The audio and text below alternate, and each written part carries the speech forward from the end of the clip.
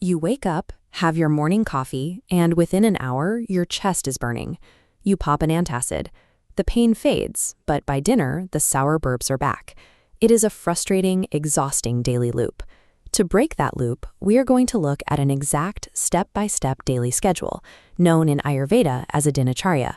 Formulated over 2,500 years ago, it provides a protocol to resolve acidity. This diagram shows a cross-section of a stomach suffering from what Ayurveda calls Mandagni, or weak digestion.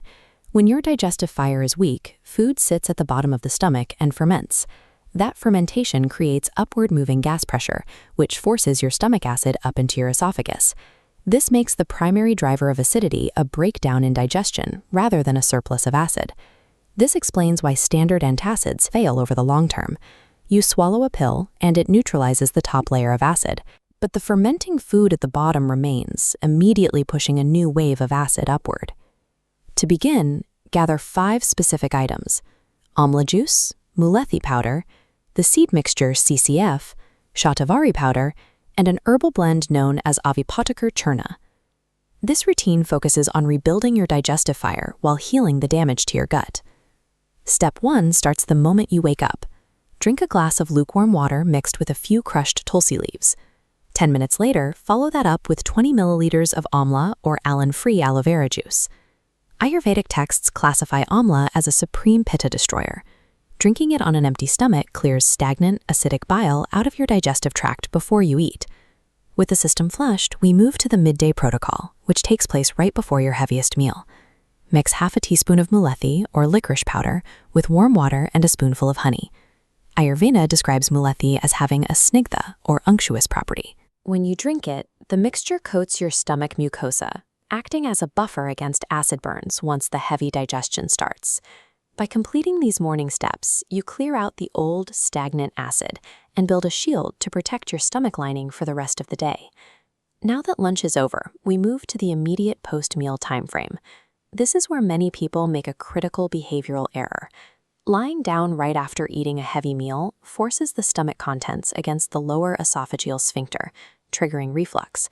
Instead of lying down, sit upright with your legs folded in Vajrasana for 5 minutes. While you digest, prepare a core Ayurvedic remedy. Mix equal parts of jeera, dhania, or coriander, and saunf, the fennel seeds. Take 1 teaspoon of that mixture and boil it in 2 cups of water until the liquid reduces by half. Drink this CCF tea while it is warm, and then take a gentle 10-minute walk to help the stomach settle.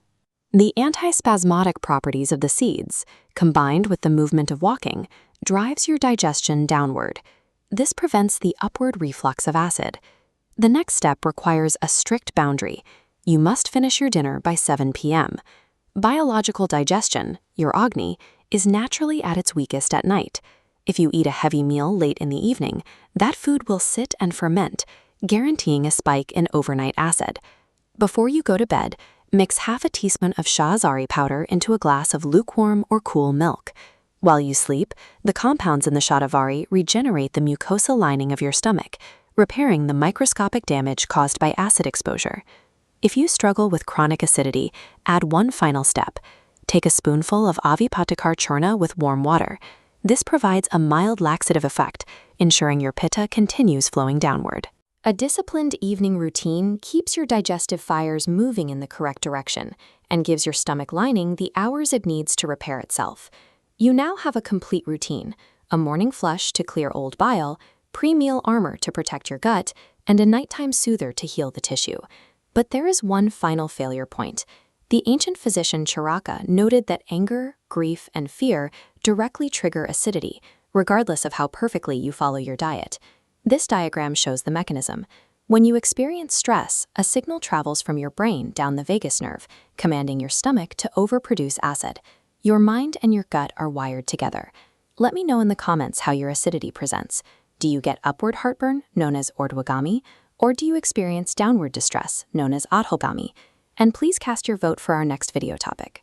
Please note, if you experience severe symptoms like vomiting blood, chest pain, or difficulty swallowing, you should seek hospital care immediately. Chronic GERD requires a clinical endoscopy. True freedom from amla pitta requires the mechanical discipline of a daily routine to heal the gut and the mental discipline to calm your nervous system.